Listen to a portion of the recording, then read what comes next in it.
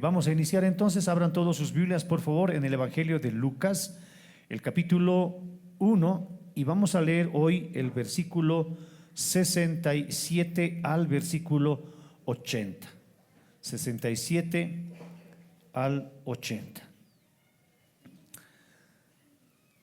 Bien, como ustedes pueden ver en su Biblia, tenemos otro formato nuevamente, ¿no es cierto? Ya no está en el formato de párrafos, sino que ahora nosotros encontramos una estrofa. Lo mismo que sucede, hermanos, en el cántico de María. Hoy Zacarías va nuevamente a realizar un cántico, y este cántico, hermanos, se lo conoce tradicionalmente, ya se lo conoce tradicionalmente como el Benedictus. ¿Qué es el Benedictus?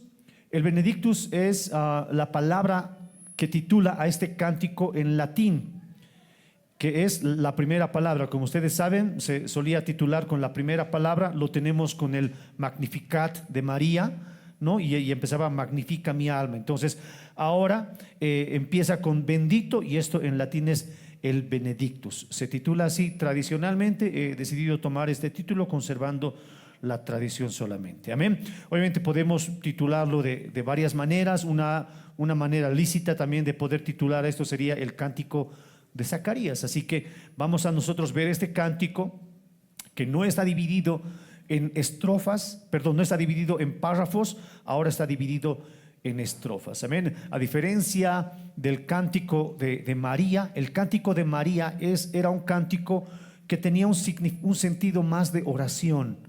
El cántico de María era un poco más destinada a la oración. Sin embargo, el cántico ahora de Zacarías, el padre de Juan el Bautista, es un cántico que tiene más un sentido de sermón profético. Es un sermón profético. Amén. Entonces, pero ambos son cánticos, y ahora está dividido en dos estrofas. Son dos estrofas el cántico de Zacarías. Pero leamos en extenso todo este párrafo. Amén. Capítulo 1, versículo 67 en adelante.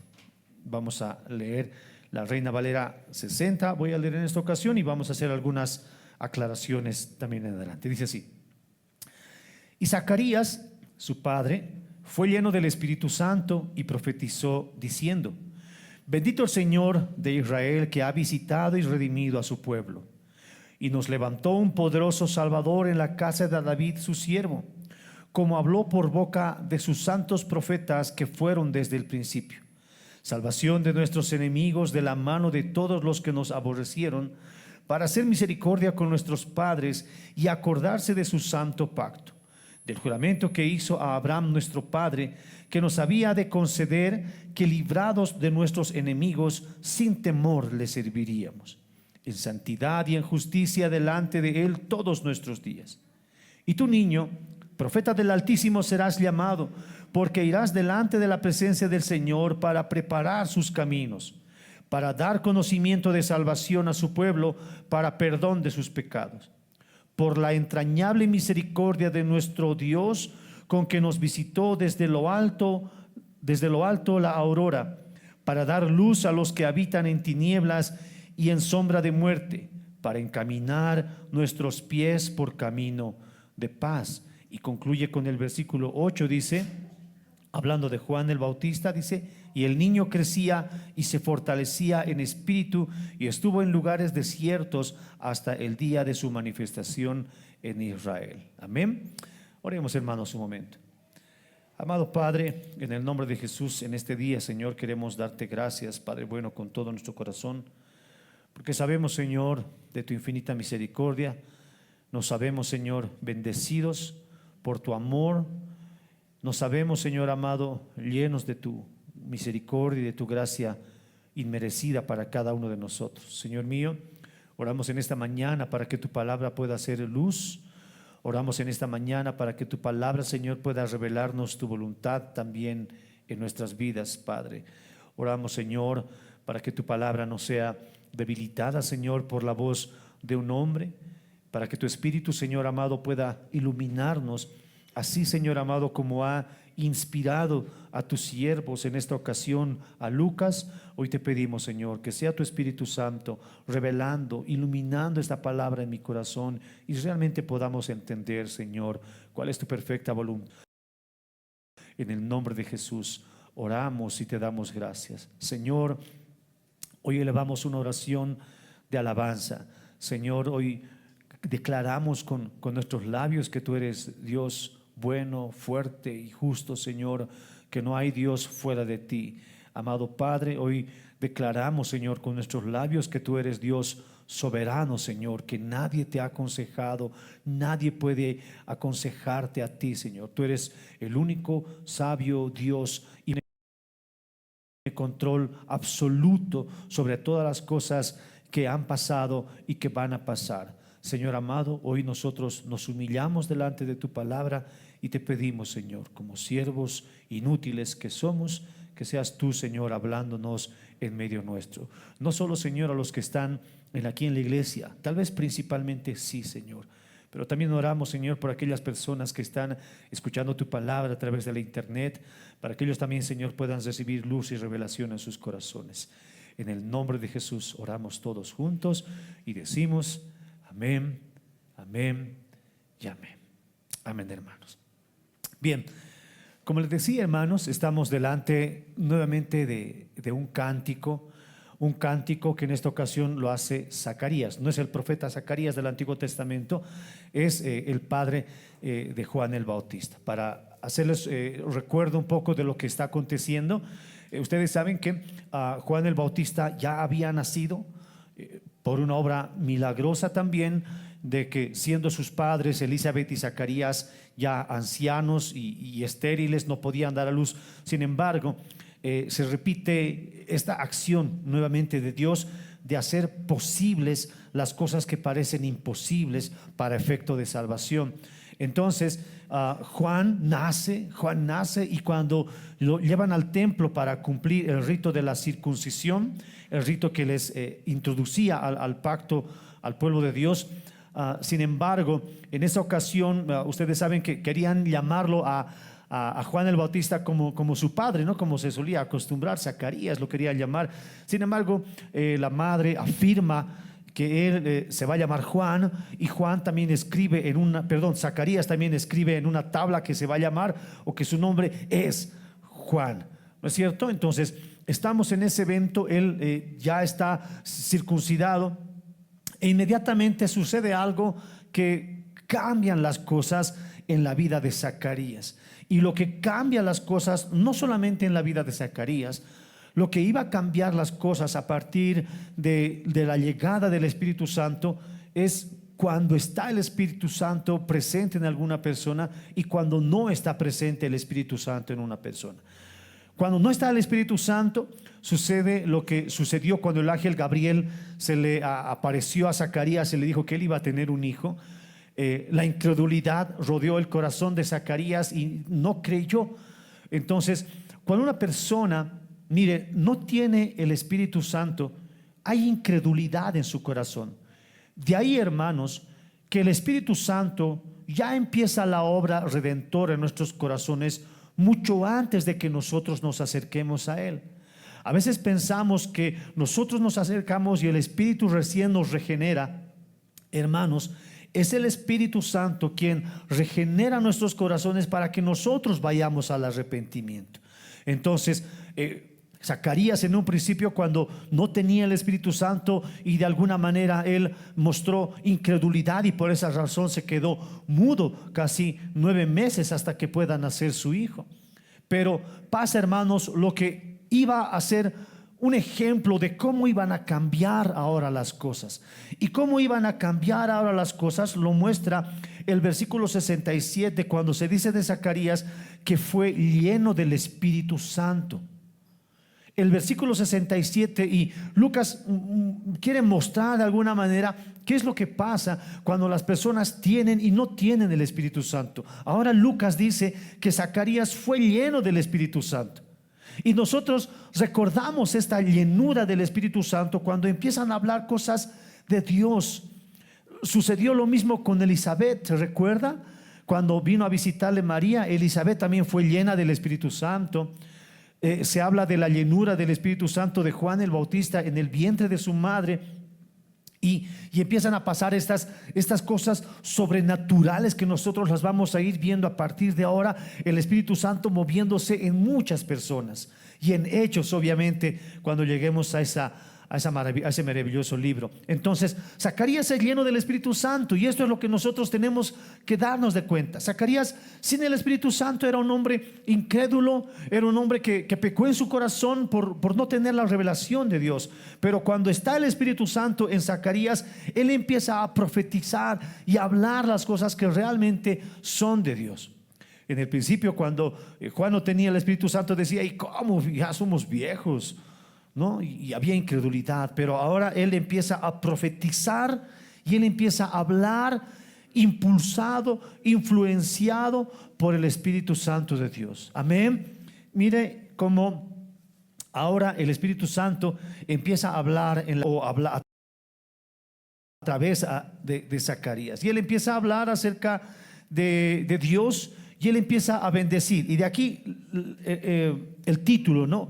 Bendito el Señor Dios de Israel. Esa palabra bendito es de la que toma nombre este cántico, Benedictus, bendito el nombre del Señor. Nuevamente, hermanos, nosotros vamos a ir viendo cómo los hombres de Dios, los hombres que profetizaban, y aún los cánticos que nosotros tenemos, están repletos, hermanos, de una influencia de los salmos. Este bendito el Señor es una palabra que se utiliza en los salmos frecuentemente. Así como María podía utilizar en su cántico frases que lo usó Ana, frases que estaban escritas ya en los salmos, nosotros vemos en ellos una influencia fuerte de los salmos y cómo ellos aprendían la palabra de Dios. Ahora con Zacarías vemos lo mismo. Zacarías era un hombre, él era sacerdote, él tenía mucho conocimiento, pero con todo su conocimiento que antes tenía, él dudó en su corazón. Pero ahora, impulsado por el Espíritu Santo, todo el conocimiento que él tiene, todo el bagaje que tiene, todo lo que él sabe de lo que había pasado con sus antepasados, es el Espíritu Santo que utiliza todo lo que él tiene para realmente hablar y ponerlo en práctica. Amén. Es como que Zacarías tenía todo ese conocimiento, pero era en algún momento un conocimiento muerto. No, lo que pasa muchas veces con los fariseos. Más adelante Jesús va a denunciar esto. Los fariseos son hombres que tienen conocimiento. Los fariseos eran hombres que tenían la Torá. Ellos eran quienes predicaban en la sinagoga. Sin embargo, sus corazones eran muertos, y Jesús los dijo: ustedes son unos sepulcros blanqueados. Entonces es el Espíritu Santo que hace la diferencia en Zacarías. Y ese Espíritu Santo, mis hermanos, es algo que quizás ellos en su momento no lo podían ver. Posaba en algún momento sobre ellos, en ocasiones sobre los jueces. Pero ahora nosotros, hermanos, no tenemos que esperar un momento especial para que el Espíritu Santo pueda hacer eso. La Biblia dice que nosotros ahora somos ese templo del Espíritu Santo. Por eso, hermanos, nosotros tenemos que valorar lo que es el Espíritu de Dios en nuestras vidas. La plenitud del Espíritu Santo, hermanos, ahora mora en el creyente. El Espíritu de Dios mora en el creyente. No tenemos que esperar eventos especiales o lugares especiales, ir a lugares especiales para que esto pase, hermanos. La plenitud del Espíritu ahora mora en el creyente, y eso es lo que hace la diferencia entre un incrédulo y uno que cree. El Espíritu Santo. Este hombre tenía conocimiento de todo lo que pasaba, pero el Espíritu Santo es lo que marca la diferencia, y él le hace hablar a Zacarías y le hace recordar, profetizar y hablar delante de toda la gente que estaba en ahí lo que había pasado. Ahora Zacarías va a empezar a hablar cómo la fidelidad de Dios ha estado presente desde el Antiguo Testamento. Él va a hacernos recuerdo. Mire, vamos a leer algunos versículos, por favor, del capítulo 1, versículo 68. Él dice así: bendito el Señor Dios de Israel, que ha visitado y redimido a su pueblo y nos levantó un poderoso Salvador. Entonces él empieza a hablar, Zacarías empieza a hablar de cómo este hombre fue investido de ese poder y empezaba a recordar a la gente cómo el Espíritu Santo, cómo Dios desde el Antiguo Testamento fue un Dios siempre fiel a sus promesas, siempre fiel. La fidelidad, hermanos, que tiene Dios para con Israel y para con la humanidad ha sido desde un principio pensada. Él no se ha olvidado de sus planes, y lo que hace Zacarías ahora es recordar esto. Lo que hace Zacarías en su cántico es recordar a ellos y ahora a nosotros, hermanos, que Dios siempre ha sido fiel. Él ha visitado y Él ha redimido a su pueblo para ver, dice la Biblia. Él ha venido a ver la aflicción de sus hijos. Y no es que Dios no estaba presente. No quiere decir que Dios se había olvidado y ahora, a ver, les irá a visitar. No. Esta palabra ellos la usaban, vino una visitación o vino a visitar, como que queriendo decir que vino a un cumplimiento. Eso es lo que ellos querían decir. Cuando vemos nosotros en la Biblia pasajes como visitó o se acordó, como vamos a ver más adelante, no es que Dios se olvidó, ¿no? Si leemos así solamente, decimos, Dios se acordó, entonces que se ha olvidado Dios de nosotros. Uno puede pensar eso. Pero cuando la Biblia utiliza estos términos, visitar o se acordó, están ellos haciendo referencia a que Dios va a cumplir inminentemente su promesa. Eso es lo que está diciendo. Ahora Zacarías dice: Dios visitó nuestros corazones, visitó a su pueblo. Él estaba recordando de alguna manera cómo Dios había hecho grandes cosas con ellos y cómo también las iba a cumplir. Lo bueno, hermanos, que nosotros tenemos al tener las traducciones, si nosotros vemos el versículo 69, por ejemplo, en nuestras Biblias, las que tienen la Reina Valera, la Reina Valera dice: y nos levantó un poderoso Salvador, ¿no es cierto? Y nos levantó un poderoso Salvador. Pero curiosamente, la traducción original de esta parte de la Biblia dice: y nos levantó un cuerno de salvación. Es el original. Si usted quiere apuntar en su Biblia, ahí arribita coloque cuerno de salvación, si usted tiene la Reina Valera, ¿no? No está mal, significa, a final de cuentas llega ese término, pero originalmente dice: y nos levantó un cuerno de salvación. Ahora, ¿qué es lo que quiere decir Zacarías con este cuerno de salvación? Este cuerno es una metáfora que se usaba en el Antiguo Testamento, y nosotros vemos esa explicación en Salmos. Es una metáfora que se utilizaba para indicar fuerza, para indicar poder, vigor. Cuando utilizaban este término, el cuerno de salvación, ellos hacían referencia a que este cuerno era el cuerno de un búfalo que estaba delante de ellos para separar a aquellas personas que estaban, o al ejército contrario, a los enemigos. El cuerno de salvación. Entonces, de ahí que la Reina Valera traduce un poderoso Salvador. Zacarías recuerda cómo en incontables ocasiones Israel es librado por la mano de Dios. Y nosotros podemos recordar, hermanos, innumerables veces cómo Dios habría libertado a este pueblo. Un pueblo que en ocasiones, hermanos, era mucho más débil que el ejército contrario. Nosotros vemos a un Israel que no tenía en ocasiones las herramientas ni el armamento que tenía el ejército enemigo.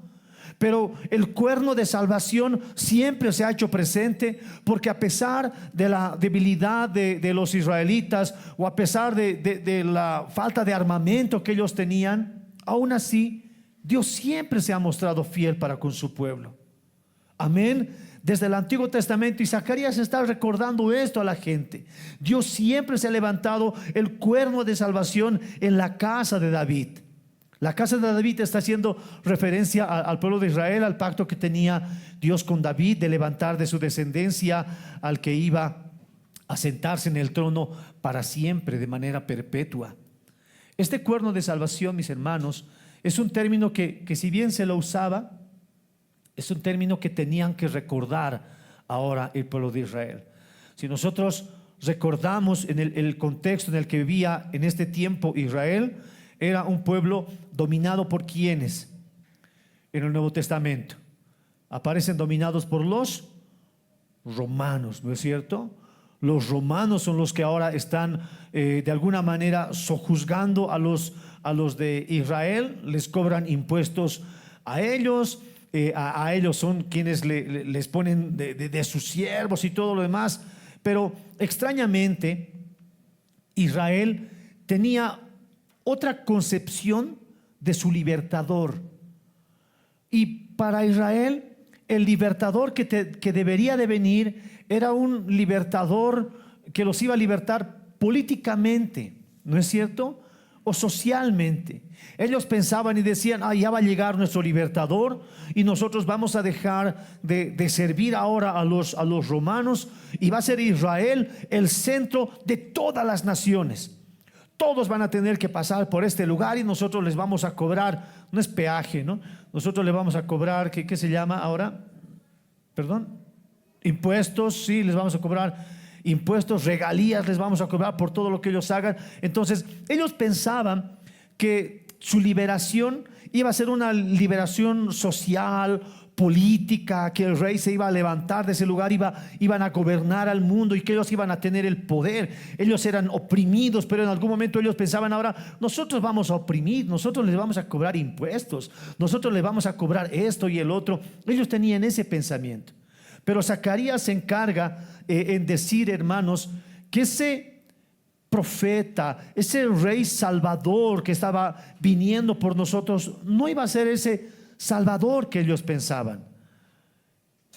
Y Zacarías les empieza a decir en el verso 70, por ejemplo, que ese Jesús, el que está viniendo, ese libertador, ese cuerno de salvación que ahora está viniendo, es un suceso que había sido anunciado desde antes, desde la antigüedad, dice la Biblia. Desde la antigüedad se había hablado de esto y lo hablaron los santos profetas, dice la Biblia. Zacarías está contándole a la gente que esta promesa que ahora se está cumpliendo es cuerno de salvación, pero esto lo habían hablado desde la antigüedad y lo hablaron los profetas, los santos profetas, dice Zacarías. Obviamente no tenemos que entender los santos profetas como hombres a quienes deberían de reverenciar, ¿no es cierto? Como hombres a quienes deberían de humillarse, ni nada por el estilo. Los santos profetas solamente quiere decir que eran hombres escogidos, apartados para una función especial. Amén. Hoy nosotros, hermanos, es algo que continuamente se denuncia. Hay muchas, la Iglesia Católica Romana, por ejemplo, tiene santos de todo tipo, ¿no es cierto? Santos de todo tipo, no solamente los apóstoles, sino también hay santos, hermanos. A cada rato se canoniza a un nuevo santo, gente que ha muerto haciendo algo bueno y los llaman santos. No se refiere a eso la Biblia.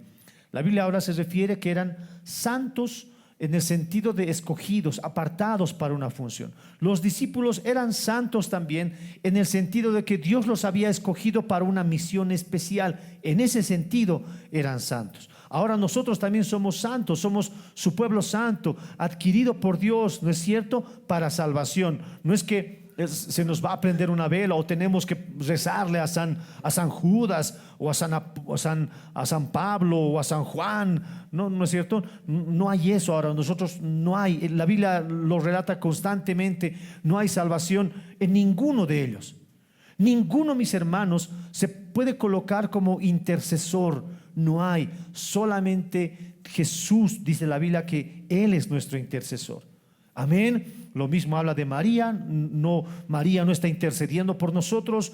Los profetas no están intercediendo por nosotros. Los discípulos, aunque eran santos escogidos por Dios, tampoco ahora están intercediendo por nosotros. Amén. Todo en su lugar. Eran profetas, sí. Eran santos apartados para un trabajo en específico, sí. Y Zacarías dice, estos hombres lo han hablado desde la antigüedad. Ahora está llegando a su cumplimiento esta promesa que Dios había tenido para con la humanidad, no solamente con Israel. En este sentido, hermano, un teólogo del siglo XIX, Lenski, dice lo siguiente, hablando de Jesús en toda la Biblia. Usted se recuerda que cuando Jesús caminaba y de repente Jesús había muerto ya, Él había resucitado y la gente no sabía lo que estaba pasando y les predica a unos hombres, ¿se recuerda? Les predica a los hombres y Él les predica todo lo que hablaba de Jesús en las Escrituras desde el Antiguo Testamento. Entonces, todas las figuras que nosotros encontramos en el Antiguo Testamento prefiguran a Jesús, prefiguran la encarnación o son tipos de Jesús. Entonces, Lenski, un teólogo del siglo XIX, dice así, mire, cito: todo el volumen de la Escritura le profetizó. Era él la suma del alcance de todas las predicciones. La prometida semilla de Abraham, él era el Isaac de Abraham, el Silo de Jacob, el gran profeta de Moisés, el Emanuel de Isaías, el pastor de Ezequiel, el santo de Daniel, el pimpollo de Zacarías, el ángel de Malaquías. Todos ellos predijeron su venida. Jesús, hablando de Jesús ahora en el Nuevo Testamento, él era el sacrificio de Abel, él era la paloma de Noé, las primicias de Abraham, la vara de Aarón, la roca de los israelitas, el maná de los patriarcas, el tabernáculo de David, el templo de Salomón. Todas esas cosas prefiguraban la encarnación y eran figuras y los tipos de este Dios encarnado. Zacarías les está recordando ahora al pueblo que todo lo que ellos habían visto o habían conocido hasta ese momento, todo había llegado ahora sí a un punto culmine, al punto exacto en el que Dios iba a cumplir su soberana voluntad. Ellos esperaron por mucho tiempo, pero Zacarías ahora empieza a hablar y a decir que esto es lo que va a pasar, que los profetas que hablaron desde el Antiguo Testamento hablaban de este tiempo, lo que ya estaba sucediendo delante de sus ojos. ¿Y por qué Zacarías estaba tan seguro de lo que estaba pasando? Porque había nacido ya el precursor. Porque Juan estaba también profetizado por Isaías, por Malaquías. Estaba profetizado como el precursor. Por el Espíritu Santo, Zacarías empieza a decir que ese tiempo había llegado. Amén. Y esta es la diferencia, mis hermanos, que hace el Espíritu Santo. Ahora el Espíritu Santo pone la certeza en el corazón de Zacarías. Y esa certeza, hermanos, es la que ahora mora en nosotros. Es pues la fe que dice, la certeza de lo que se espera y la convicción de lo que no se ve. Zacarías, hermano, no tiene Hebreos escrito. No dice en Hebreos, no, él no tiene Hebreos escrito. Zacarías habla impulsado, influenciado por el Espíritu Santo, y él dice: ha llegado el tiempo. Todo lo que nuestros profetas, los santos profetas hablaron desde la antigüedad, ahora ha llegado el tiempo. Eran hechos históricos que en algún momento Zacarías estaba hablando acerca del nuevo gobierno que iba a traer Jesucristo, que el nuevo reino que iba a traer el Señor Jesucristo. En el versículo 73 de este pasaje o de este himno, él menciona el cumplimiento de las promesas hechas a los padres y especialmente a Abraham. Estas promesas que ellos tenían presente en su corazón, Zacarías empieza a hablar con plena certidumbre de que había llegado el tiempo de la promesa a Abraham, a David. Amén. Mire, lea conmigo Génesis capítulo 22, versículo 16 al versículo 18, hablando del pacto a Abraham. Le dice así a Abraham en Génesis 22, 16 al 18: de cierto te bendeciré y multiplicaré tu descendencia como las estrellas del cielo y como la arena que está a la orilla del mar, y tu descendencia poseerá las puertas de sus enemigos. En tu simiente serán benditas todas las naciones de la tierra, por cuanto obedeciste a mi voz. Este pacto que Dios había hecho con Abraham, ahora Zacarías está diciendo, este pacto ahora se está cumpliendo para nosotros. Él les estaba haciendo recordar estas promesas a un pueblo que se estaba olvidando de esas promesas. Un pueblo que constantemente se olvidaba de lo que Dios había prometido. Y esto nosotros lo vemos en Israel todo el tiempo. Israel está dando un tiempo bien con Dios, se recuerda, pero pasa algún tiempo, no sabemos cuánto, pasa algún tiempo y se olvidan y empiezan a hacerse ídolos. Aún cuando subió a recoger Moisés, fue, ¿no?, al que subió a recibir los 10 mandamientos. Él sube, y cuando él sube, ellos ven todo lo que estaba pasando, pero como Moisés se perdía, ¿qué estaban haciendo ahí abajo? Haciéndose un ídolo, ¿no? Haciéndose un ídolo. Y esto pasa constantemente.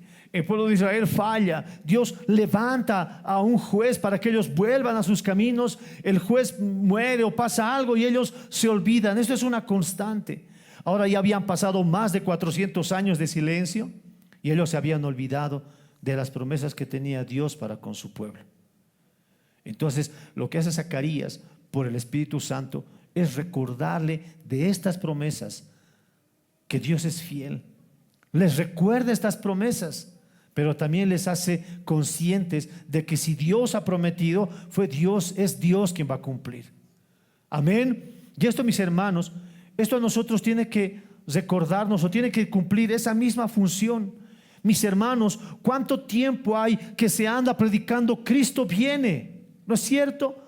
Cristo viene y Cristo va a venir por su iglesia, y Cristo va a venir, bueno, desde la antigüedad. Primer siglo no pasó nada, segundo siglo no pasó nada, tercer siglo, cuarto siglo, quinto siglo, y estamos 2000 años acá. Bueno, no nosotros, ¿no? La iglesia está esperando más de 2000 años y hasta ahora no vemos ese advenimiento. Y en ese sentido, muchas personas pueden dudar de que esto pase. Muchas personas pueden decir: ¿hasta cuándo? Siempre se ha hablado, Cristo viene, Cristo viene. Vemos señales, y estas señales que nosotros vemos se ven desde el primer siglo. Se ven las señales, pero no viene el Señor. Así Israel se había olvidado de las promesas de Dios. Pero hermanos, nosotros tenemos que recordar que si Dios ha prometido algo, y lo vemos en el Antiguo Testamento, y ha cumplido, hermanos, eso para nosotros tiene que también significar esperanza. Si nosotros como iglesia tenemos la promesa de su segunda venida, si nosotros tenemos la promesa de que vamos a resucitar si hemos muerto en el Señor antes de que Él venga, que si nosotros tenemos la esperanza de que Dios va a transformar nuestros cuerpos, hermano, y aunque parezca raro y incongruente para muchas personas, nosotros tenemos que recordar lo que Zacarías les estaba haciendo recuerdo a ese pueblo. Hermanos, si Dios ha prometido, Dios es quien va a cumplir su promesa. Amén. Dios es quien cumple su promesa. Recordemos, hermanos, que no es un pacto que hemos hecho nosotros con Dios, es un pacto que Él ha hecho. Es un pacto de Dios. Es el pacto de Dios. Al hermano que está a su lado, dígale: mi hermano, Dios cumple sus promesas. Dios cumple sus promesas. Y para Zacarías esto le llamaba a adorar a Dios. Él, la primera palabra que le sale, mire, no había hablado casi 9 meses, no, días más, días menos, lo que siempre pasa en la gestación en una mujer. No había hablado, y la primera palabra que él habla es bendito. Bendito. No sabemos si lo gritó, o lo exclamó, o lo dijo en voz suave, pero hermano, él salió alabanza, y salió alabanza de su corazón porque él miraba que esto se estaba llegando ya a su cumplimiento. Es la alabanza, hermanos, que tiene que salir de nuestros corazones al saber, hermanos, que Dios ha prometido algo y está pronto a cumplirla. Yo no le puedo decir, mis hermanos, ahora que el Señor viene el siguiente mes, o el siguiente año, o estos días, esta noche. No, nadie sabe el día ni la hora. Puede que pase otra generación, puede que nosotros muramos y nuestros hijos estén esperando esta promesa, y sean otros los que estén predicando en este púlpito y estén recordando a las nuevas generaciones esto. No sabemos cuándo va a venir ni cuándo va a pasar, pero hermanos, tiene que estar siempre presente en nuestra mente y en nuestro corazón que si Dios ha prometido algo, Dios lo va a cumplir. Y si Dios ha dicho que vamos a resucitar de los muertos, si es que no vemos la segunda venida, Dios así lo va a hacer. No se pregunte cómo. Si muero en el agua, o si exploto, o si viene una bomba atómica y nos hace desaparecer a todos, hermano. Si Dios dice que vamos a resucitar, es porque Él lo va a hacer. No se pregunte cómo. Nada es imposible para Dios. Amén. Diga, Dios es fiel. Diga conmigo, Dios es fiel. Él es fiel. En el versículo 74 y 75, hermanos, nosotros vamos a ver cómo Zacarías empieza a hablar esa salvación que Dios trajo en algún momento para con el pueblo de Israel, pero cómo esa liberación que Dios hizo para con Israel. Leamos el versículo 74 y 75, por favor. Versículos 74 y 75. Dice: que librados de nuestros enemigos, sin temor le serviríamos en santidad y en justicia delante de Él todos nuestros días. Esta libertad que ahora está haciendo recordar Zacarías era un recordatorio de cómo Israel salió en un éxodo de Egipto. ¿Usted se recuerda cómo salió? ¿Y para qué salió? ¿Para qué salió Israel de Egipto? A la tierra prometida para ser libres y para adorar, ¿no es cierto? Para adorar. Esa era la finalidad, que ellos puedan salir de ese lugar para así libres de esa esclavitud, ellos puedan adorar a Dios. Entonces, ahora Zacarías les está diciendo esa promesa o esa acción que Dios ha hecho en la antigüedad con nuestros antepasados, con nuestros padres, así como ellos salieron de ese éxodo, fueron libres de esa esclavitud, fueron libres para adorar en santidad y en justicia. Así nosotros, está diciendo Zacarías, así nosotros seremos salvos de nuestros enemigos, seremos salvos de nuestros opresores y adoraremos a Dios en santidad y en justicia. Porque, hermanos, lo acabamos de cantar, aquella persona solamente puede adorar a Dios, aquella persona que es libre.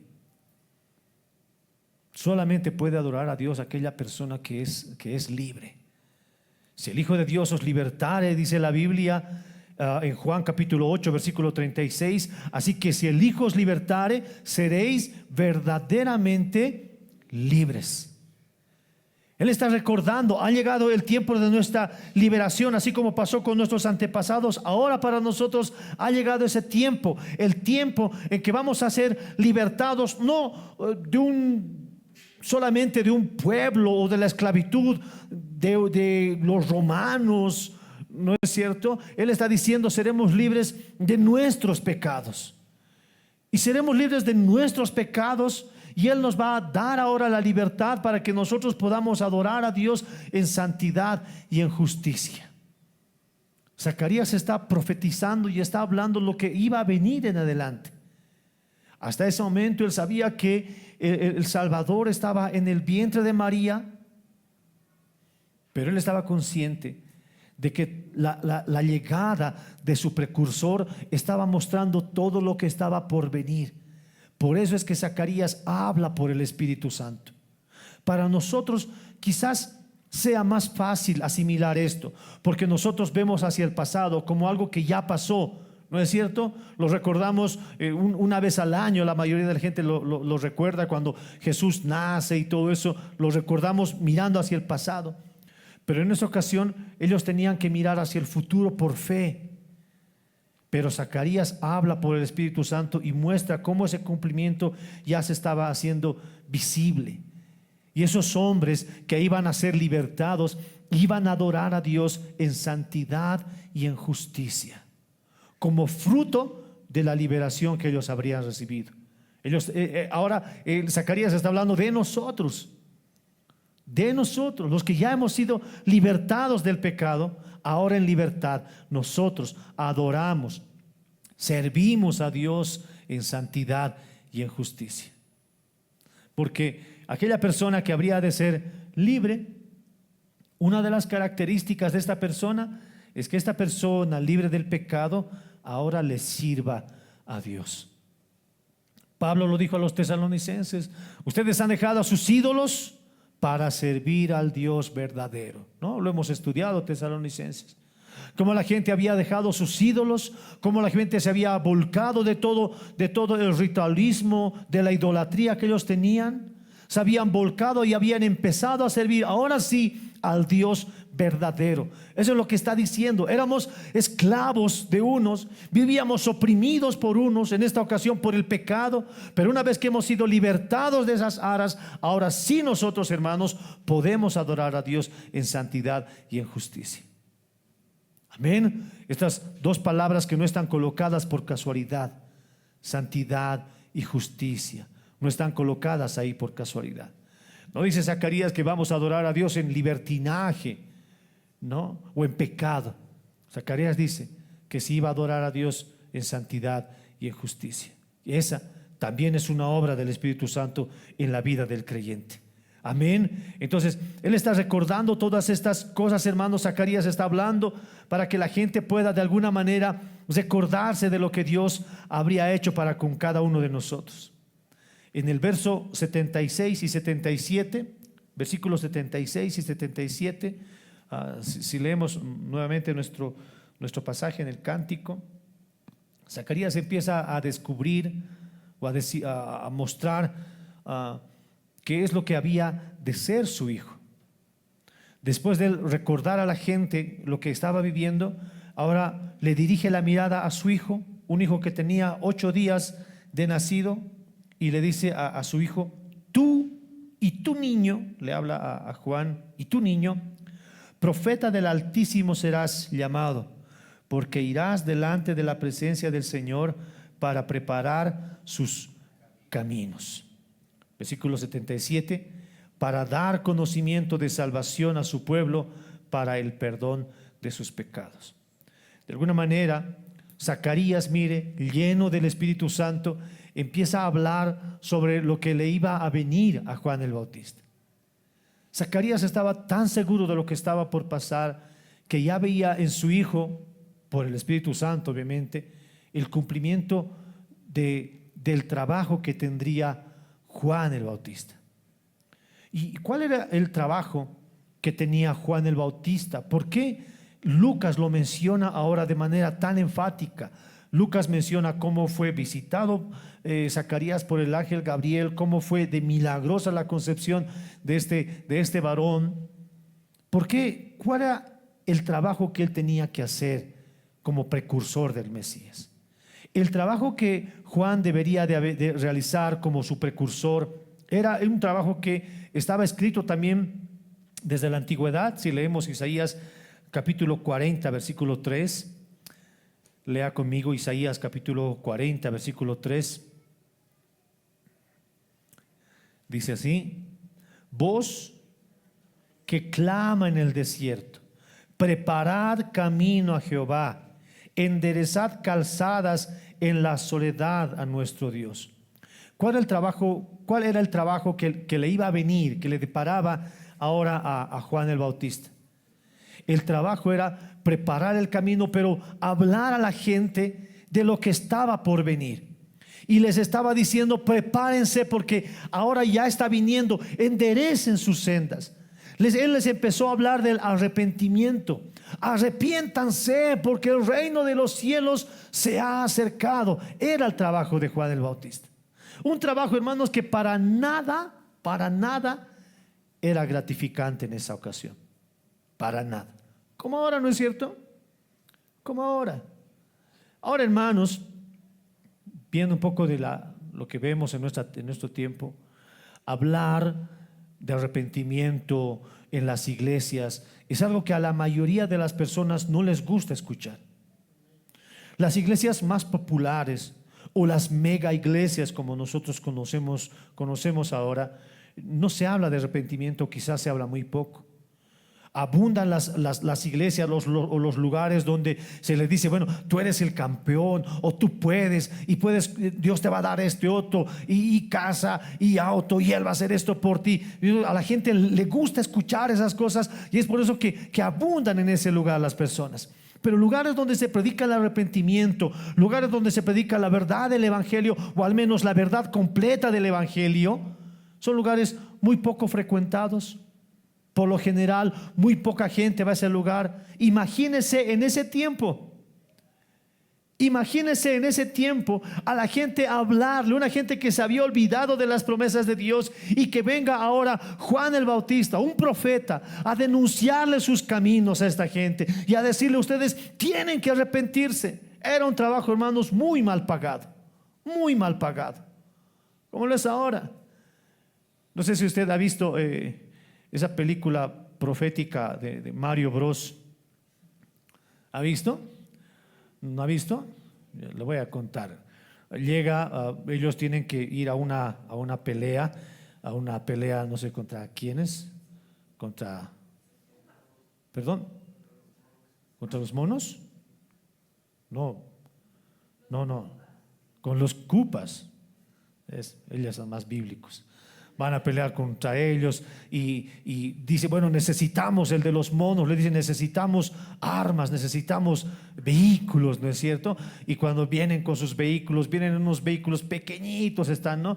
Chiquititos. Ahí viene Mario, está la otra muchacha, ya me olvidó su nombre, Peach, en sus vehículos chiquititos. Llega un Todd, ¿no? Un Toad llega en un auto grandote, equipado, bien grandote, y sus autos de ellos chiquititos. A veces es eso lo que se muestra, ¿no? Yo veía los memes en esa temporada y decían: el pastor que predica el arrepentimiento en un auto chiquitito, bien pequeño, y aquel que predica el evangelio de la prosperidad en un auto bien grandote, ¿no es cierto? Porque hablar de estas cosas, hablar del arrepentimiento, de la verdad del evangelio, o al menos de todo lo que dice la palabra, es muy mal pagado, en el buen sentido de la palabra, ¿no? Mientras que otros están sacándole ganancia, jugo a todo lo que le están haciendo, para ellos es bien pagado. El trabajo de Juan el Bautista era un trabajo muy mal pagado. A él le venía un trabajo muy difícil por hacer: denunciar el pecado, como lo iba a hacer más adelante con los gobernadores. Era un trabajo muy difícil, pero era un trabajo designado a una persona. Y este hombre iba a nacer con las características que Dios le habría dado como un don de Dios. Dios, hermanos, si en algún momento va a utilizarnos con alguna misión especial, con algo que tengamos que realizar, tenemos que recordar que es Dios también que nos capacita. Amén. Es Dios también que nos va a capacitar. Uno puede pensar y puede decir: bueno, ¿por qué a mí me ha tocado vivir esto? ¿Por qué a mí me toca pasar por esto? Hermanos, si Dios nos ha dado una carga, puede que nos parezca difícil. Tenemos que recordar, hermano, que si Dios nos ha dado algo por hacer, es Dios quien nos va a capacitar. Amén. Dios capacita a sus hijos para que realicen su obra. Lo vemos con los discípulos y ahora lo vemos con Juan el Bautista, y como lo vamos a ver más adelante. Era un trabajo difícil que le iba a venir: preparar el camino del Señor, hablar del arrepentimiento a una gente que no quería arrepentirse. Empezaba a bautizar a la gente. ¿Para qué tenía que preparar el camino? Para que esta gente pueda escuchar nuevamente la palabra de salvación, para que ellos puedan ver cómo realmente tenían que arrepentirse y el perdón de los pecados. Este era el trabajo de Juan el Bautista: hablar a la gente del arrepentimiento, hablar a la gente del perdón de los pecados. Y ahora, hermanos, es un trabajo que ahora le toca ¿a quién cree usted? A la iglesia, a nosotros. A nosotros, hermanos, ahora nos es encomendado este trabajo, el trabajo de poder anunciar a las demás personas este trabajo, preparar el camino del Señor, hermanos, porque el Señor viene por su pueblo. Y nuestro trabajo es ahora hablar ¿de qué? Del perdón de pecados, del arrepentimiento. Ese es nuestro trabajo, un trabajo que nos ha sido delegado. Vayan y prediquen el evangelio, dijo Jesús. Amén. Nosotros podemos ver, hermanos, de alguna manera cómo lo que estaba pasando con Zacarías, cómo él profetizó, lo que empezó a pasar con Juan el Bautista, son cosas que ahora también nosotros las estamos viviendo. y estamos siendo parte de esta última temporada. El Señor viene por su iglesia. Amén.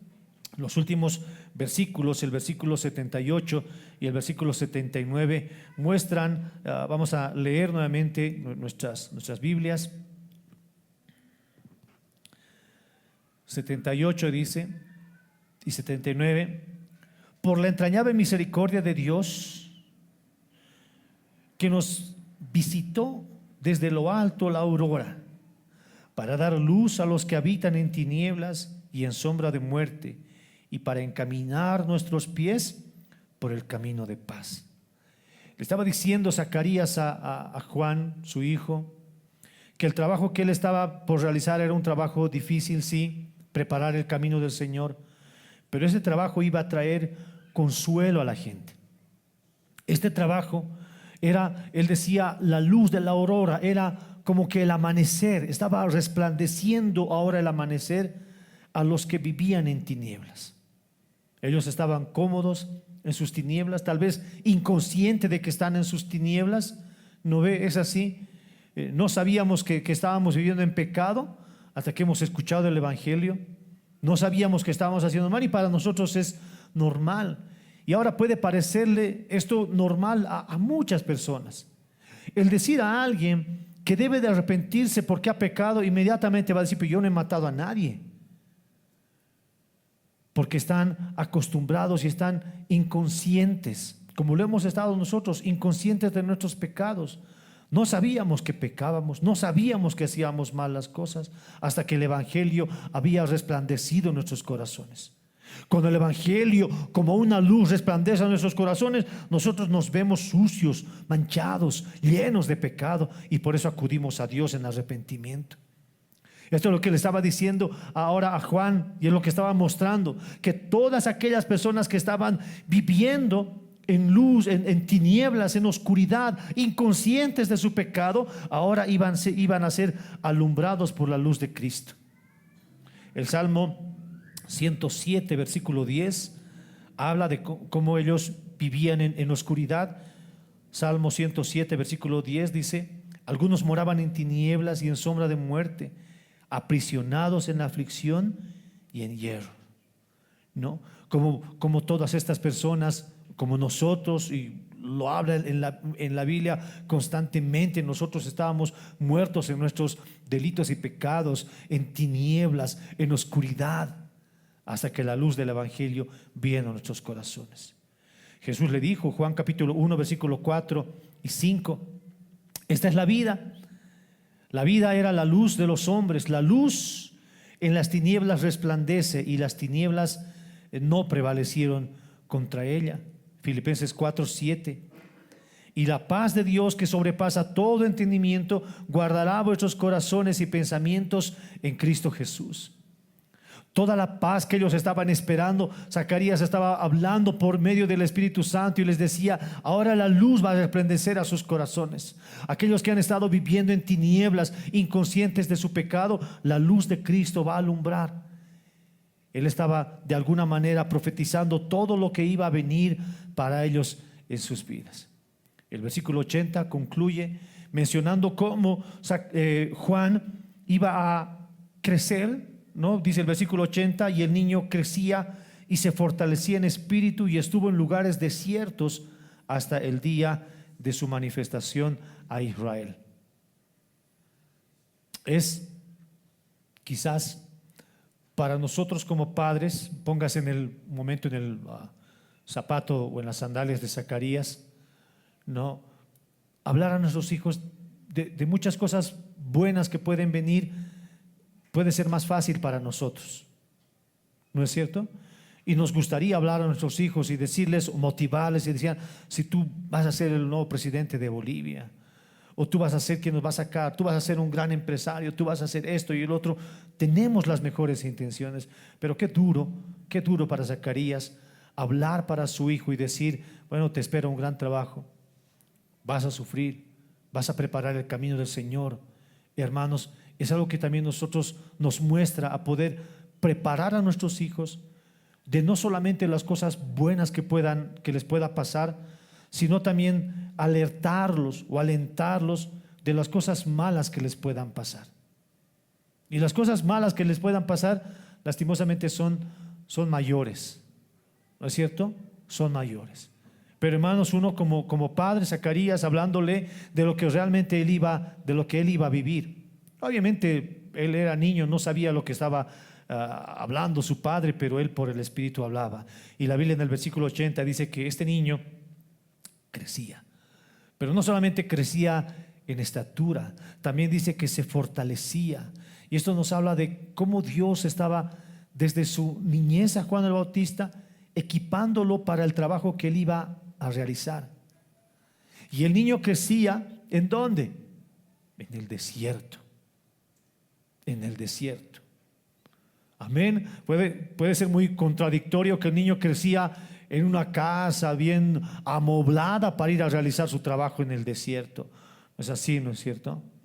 Él fue capacitado por Dios en el desierto, utilizado ahí, aprendiendo. Quizás formaba parte de los esenios. Y usted sabe cómo eran los esenios. Los esenios eran apartados de toda la ciudadanía. Nos vamos a un lugar desierto y ahí nosotros aprendemos la palabra de Dios, apartados del pecado, apartados del mal.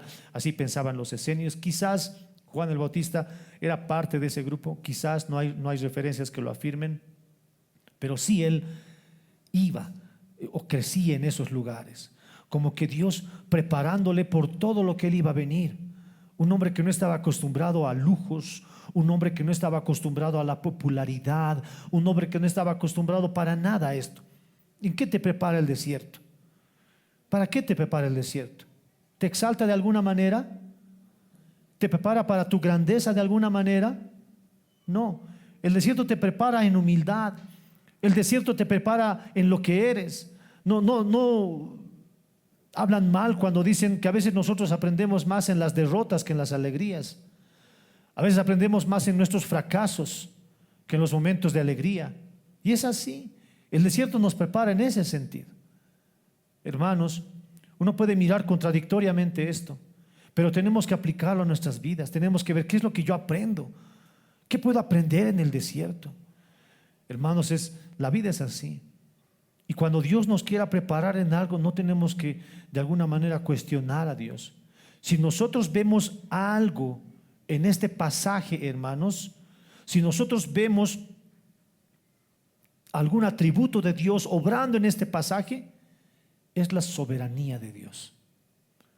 Dios es soberano de hacer como Él quiere, con quien quiere y a la hora que Él quiere. Si Dios va a capacitar a alguien o es necesario que una estéril pueda dar a luz, Dios lo va a hacer porque Él es soberano. Y si Dios quiere preparar a alguien para que pueda enderezar el camino de las personas en el desierto, a un hombre que seguramente quemado por el sol, más adelante vamos a ver, nos va a decir la Biblia cómo vestía Juan, qué comía Juan. Si Dios lo va a hacer así, hermano, Dios lo va a hacer. ¿Sabe qué? No es garantía de éxito, no es garantía de grandeza que nosotros hayamos tenido el apoyo de nuestros padres. No es garantía ni promesa de que te va a ir bien, de que tus padres te han dado el mejor estudio. No es garantía. No es garantía, o como la Biblia dice, no depende del que quiere ni del que corre, sino de Dios que tiene misericordia. No es garantía.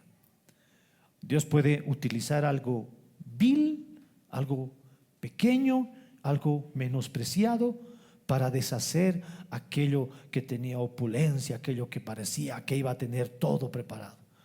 Hermanos, tanto ricos como pobres, dependemos de Dios. Hermanos, vivamos en un desierto, vivamos en alquiler, vivamos en una casa, tengamos todos los lujos o no tengamos nada, mis hermanos, dependemos de la misericordia de Dios. Nuestros padres puede que tengan dinero, hermanos, puede que no tengan dinero, dependemos de Dios. Puede que yo tenga la oportunidad de cursar mis estudios y puede que no tenga la oportunidad de cursar estudios. Sigo dependiendo de Dios en todo momento y en toda ocasión. Nuestras manos nuestra vida está escondida en las manos de Dios. Amén. De Dios dependemos. Y si Dios desde el principio, en su soberanía, Dios ha dicho cómo van a pasar las cosas, hermano, así se va a hacer. Y si Dios ha dicho que va a venir por una iglesia a llevársela en su segunda venida, es que Él lo va a hacer. Dios es fiel, Dios es soberano. Amén. ¿Cuánto le podemos dar gracias a Dios por su palabra? Amén. Bendigamos su nombre, hermanos. Oremos, por favor.